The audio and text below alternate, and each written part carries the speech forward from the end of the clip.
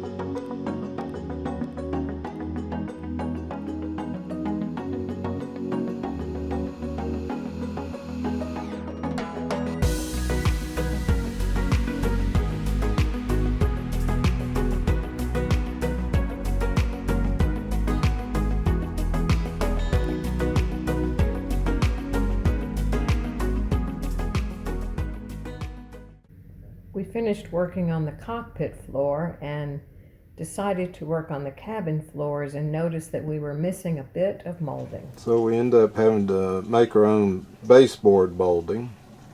Fairly simple. It's 3/8 inch thick.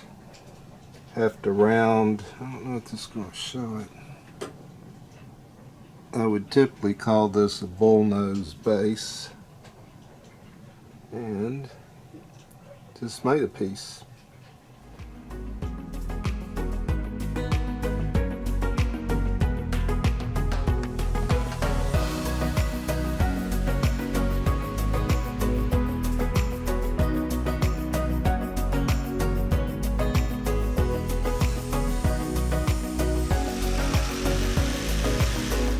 Needed to replace a piece here in the VIP cabin. Need to fill in a gap on the original molding, then they should meet up nicely. There it is, all stained. When we bought this boat, it was fully carpeted, which we ripped out and worked on the subfloors, and several of the cabins had these small unfinished areas that we painted, but we decided to put something over it to clean it up.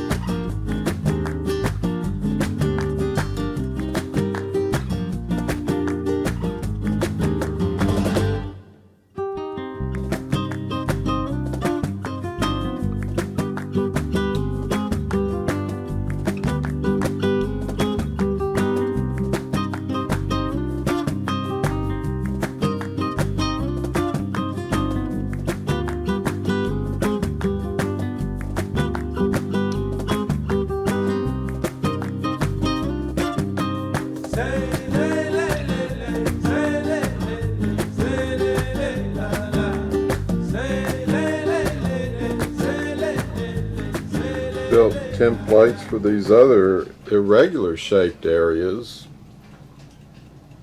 and fitted. It is indoor-outdoor carpet. I'm not big on carpet on a boat, but this seems to work, and it's very small sections. Also added a little bit of kind of finish off molding for the flooring. There's some exposed rough material there that we actually use nylon strapping glued it on to cover it up. Changed up the galley floor a little bit.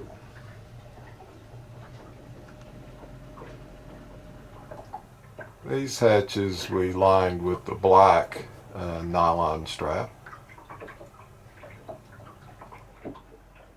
Our crew cabin, we added just some synthetic wood looking tiles to it, but cleaned up the floor. Now that we have our documentation and are fully legal, we have confirmation that Isabella was not always fully legal. So luckily, one of the former owners sent a comment about her past history, and I just want to say how much I appreciate hearing that.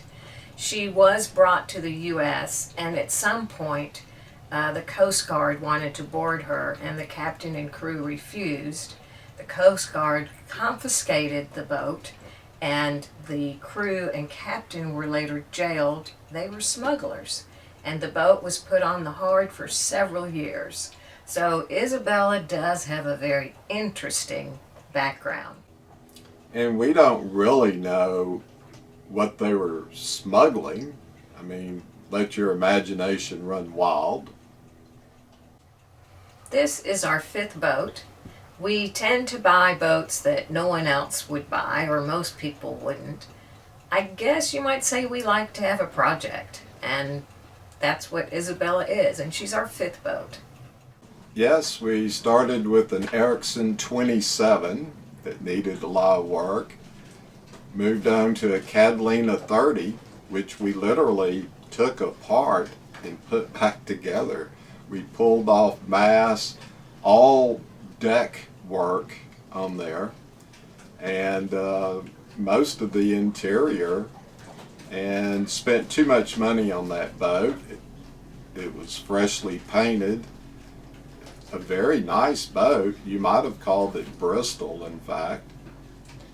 Then we moved to a very interesting Sparkman and Stevens design Catalina 38, and bought it from a somewhat famous conductor, symphony conductor. And then, of course, if you have followed our channel, we later bought a Catalina 42, and now we're on a Mikado 56. It was built by the French shipyard CNSO, which is an abbreviation.